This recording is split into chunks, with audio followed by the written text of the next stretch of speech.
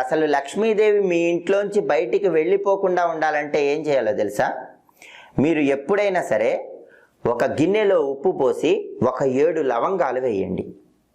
7 లవంగాలు వేసిన తర్వాత ఆ గిన్నె పట్టుకుని ఇల్లంతా తిరగండి.